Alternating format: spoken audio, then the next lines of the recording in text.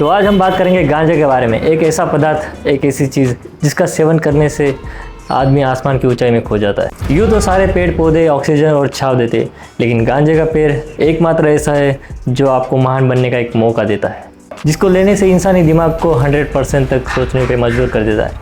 यही कारण है दोस्तों, आज पूरे देश में गांजे को बैन करना पड़ा ताकि लोग ज़्यादा सोच ना सके।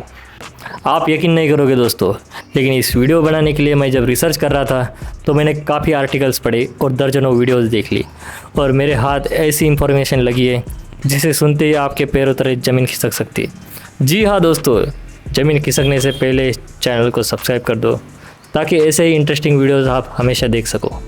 तो क्या हाल चाल दोस्तों, मेरा नाम है Yogesh, also known as Yogi on YouTube, और मैं एक 3rd ईयर MBBS स्टूडेंट हूँ। तो मैं जब मेडिकल की पढ़ाई करता हूँ तो हमेशा मेरे सिलेबस में या बुक्स में कैनाबिनॉइड्स या ड्रग्स का जिक्र होता है। तो इसके बारे में मैं हमेशा से जानना चाहता था कि ऐसी क्या चीज़ है जो बच्चों को डरा रही है, हमें शेर को डरा के दी, जिसको इंडिया में बैन तक करना पड़ा। और हाँ, मुझे पता है ये इलीगल है, लेकिन एक बार मेरे घर के गार्डन में मैंने गांजे का पौधा भी लगाया था, लेकिन लापरवाही के कारण वो बच नहीं पाया, उसका अंतिम संस्कार करना पड़ा। मगर क्यों? तो आज ये वीडियो मैं उन लोगों के लिए बना रहा हूँ जो जानना चाहते हैं गांजे के बारे में। भारत में हज़ारों सालों से गांजे का सेवन किया जा रहा है, और हैरानी की बात तो ये है कि अथर्ववेद जैसे प्राचीन ग्रंथ में 5 महान पौधों में इसकी गिनती होती है। 1985 से पहले गांजे पे कोई रोक टोक नहीं थी, गांजा लीगल था इंडिया में। फिर राजीव गांधी की सरकार आई और 1985 में NDPS यानी कि narcotic drugs and psychotropic substance act लेकर आई और गांजे पर बैन लग गया। कई लोग गांजे को हेल्थ के लिए बहुत ही बड़ा खतरा बताते हैं, जबकि उल्टा कुछ लोग तो इसके मेडिकल बेनिफिट्स की ओर इशारा करते हैं। तो दोस्तों, ये एक एजुकेशनल वीडियो होने वाली है जिसमें हम बात करेंगे साइकोट्रॉपिक ड्रग्स यानी कि गांजे के बारे में। इसको दूसरे नामों से भी जाना जाता है, जैसे marijuana, weed, stuff, grass, pot, माल एक्सेट्रा। लेकिन ये सब गली मोहल्ले वाले नाम हैं। इसका साइंटिफिक नाम है कैनाबिस। कैनाबिस एक पौधा होता है जिसके कई वैरायटीज़ होते हैं। इसमें से 2 वैरायटीज़ काफ़ी फेमस है, एक कैनाबिस सटाइवा और दूसरा कैनाबिस इंडिका। कैनाबिस को हिंदी में भांग का पौधा कहते हैं। कैनाबिस को हिंदी में भांग का पौधा कहते हैं। इससे 3 चीज़ें बनती है, गांजा, भांग और चरस। गांजा कैनाबिस के फूलों से तैयार होता है। आमतौर पर इसका इस्तेमाल ऐसे किया जाता है कि उसको जलाकर और उसके धुएं को अंदर लिया जाता है, यानी कि स्मोक किया जाता है। लेकिन इसको खाने और घोलकर पीने के भी तरीके होते हैं। गांजा आपको बहुत ही आसानी से किसी भी शहर में मिल जाएगा। इसका ठिकाना एक गंजेड़ी को बहुत ही अच्छे से पता होता है। चरस कैनाबिस से निकले हुए रेजिन से तैयार होता है। रेजिन मतलब पेड़ पौधे से जो चिपचिपा पदार्थ निकलता है उसको कहते हैं। इसे हिंदी में राल भी कहा जाता है। इसको आमतौर पर हैशिश या हैश भी कहा जाता है। कुछ लोग इसको कॉफ़ी या ब्राउनी में मिक्स करते हैं ताकि एक अलग ही नशा हो जाए। ये चीज़ आमतौर पे आपको पहाड़ी इलाकों में बहुत ही आसानी से मिल जाएगी, खास करके कसोल में।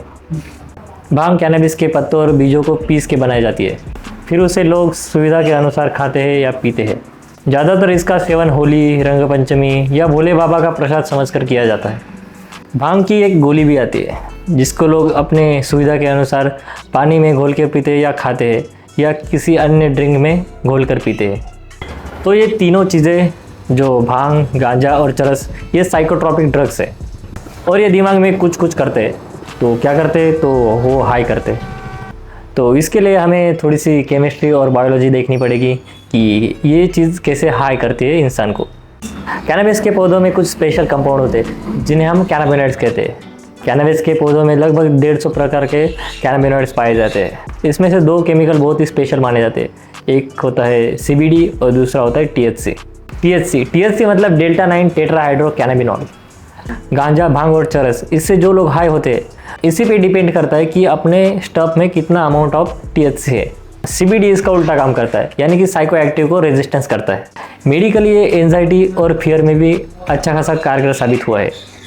हमें कितना नशा होगा या हम कितने हाई होंगे, ये डिसाइड करता है 2 ड्रग्स के ऊपर, THC और CBD, खास करके THC पर। तो सवाल ये है कि ये होता कैसे है। जो भी हम सोचते समझते हैं वो होता है ब्रेन के ज़रिए, और ब्रेन ये करता है न्यूरॉन्स के ज़रिए। न्यूरॉन्स मतलब वो सेल्स जिसके ज़रिए सूचना का आदान प्रदान होता है। तो बात ऐसी है कि कैनाबिस के जब नशा करते हैं तो इन्हीं न्यूरॉन्स के बीच में लोचा हो जाता है। हमारे ब्रेन में कैनाबिनॉइड्स रिसेप्टर होते हैं, मतलब ऐसी जगह जहाँ कैनाबिनॉइड्स जाकर फिट हो सके। रिसेप्टर एक तरह की कुर्सी होती है जहाँ बस कैनाबिनॉइड्स ही जाके बैठ सकते हैं। इसी तरह अलग अलग ड्रग्स या एंजाइम के लिए अलग अलग जगह पे अलग अलग रिसेप्टर्स होते हैं। अब आप में से कुछ महान लोग तो ये बोलेंगे कि यार अपने बॉडी में तो कैनाबिनॉइड रिसेप्टर पहले से है, तो अपनी बॉडी तो गांजा फूकने के लिए बनी है। तो ऐसा नहीं है, कुछ कैनाबिनॉइड्स अपने बॉडी के अंदर भी बनते हैं जिन्हें हम एंडोकैनाबिनॉइड्स बोलते हैं, और ये रिसेप्टर इन्हीं के लिए बने होते हैं। हमारे शरीर के अंदर एक कैनाबिनॉइड बनता है जिसका नाम होता है एनाडोमाइड। इसका शब्द संस्कृत के शब्द आनंद से आया है। तो कई बार दौड़ने से या हेवी वर्कआउट करने से हाई हो जाते हैं, जिसे हम रनर्स हाई कहते हैं। ये एक तरह का सेटिस्फैक्शन होता है, और ये एनाडोमाइड से होता है जिसे हमारा शरीर खुद ही अंदर बनाता है। तो बात ऐसी है कि कैनाबिस के अंदर जो मौजूद होता है THC, वो एंडोमाइड्स की नकल करता है। तो जब भी कोई गंजेड़ी गांजा फूकता है तो THC उसके खून से लेकर उसके दिमाग तक पहुंच जाता है। हमारे दिमाग में 3 ऐसी जगह होती है जहाँ पर कैनाबिनॉइड की रिसेप्टर की अच्छी खासी मात्रा होती है। पहला है हिपोकैम्पस, दूसरा है सेरेबेलम और तीसरा है बेसल गैंग्लिया। जब THC और CBD जैसे कैनाबिनॉइड्स अपने ब्रेन के अंदर इन हिस्सों में जाते हैं तो इनसे जुड़े जो हमारे ब्रेन के फंक्शन होते हैं वो प्रभावित होते हैं, जैसे कि short term memory, problem solving, coordination, learning. लोगों को प्लेजर भी महसूस होता है, यानी कि मज़ा आता है। टाइम परसेप्शन भी हिल जाता है, यानी कि कुछ लोग तो ऐसे होते हैं कि वो टाइम ट्रैवल उनको महसूस होता है, वो टाइम ट्रैवल भी करके आते हैं।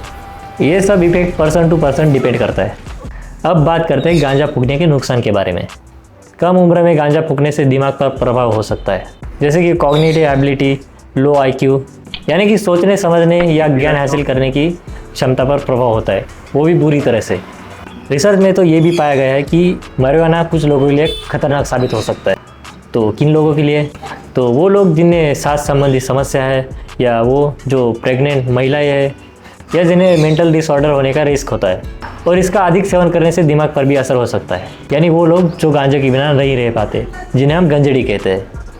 अभी तक जो हमने बात की है वो गांजे के नुकसान के बारे में बात की। अभी हम बात करेंगे मेडिकल बेनिफिट्स के बारे में। हाँ, नेशनल एकेडमिक रिसर्च इसने इसके कुछ मेडिकल बेनिफिट्स भी बताए हैं, जैसे क्रोनिक पेन, नोजिया, वोमिटिंग जैसे कई दिक्कतों में इसका पुख्ता प्रमाण भी दिखाया गया है। वैसे कैनाबिस सपोर्टर्स का तो ये भी मानना है कि गांजा बाकी शराब और सिगरेट से कम नुकसानदायक है। रिसर्चर्स ये पता लगाने की कोशिश कर रहे हैं कि गांजा इंसानी दिमाग पर क्या असर करता है। उन्हें ज़्यादा कुछ पता नहीं था, वो बस ये जानते हैं कि ये कुछ ताकतवर चीज़ है। गांजा हमें खुशी का एहसास देता है। एक चूहा खाने या पानी के बजाय गांजा पसंद करेगा, या सोने की बजाय, या सेक्स की बजाय, या खुद की ज़िंदगी के बजाय भी। इंसानी दिमाग चूहे जैसा तो नहीं है, लेकिन जब बात गांजे की हो तो दोनों में कोई फ़र्क नहीं है।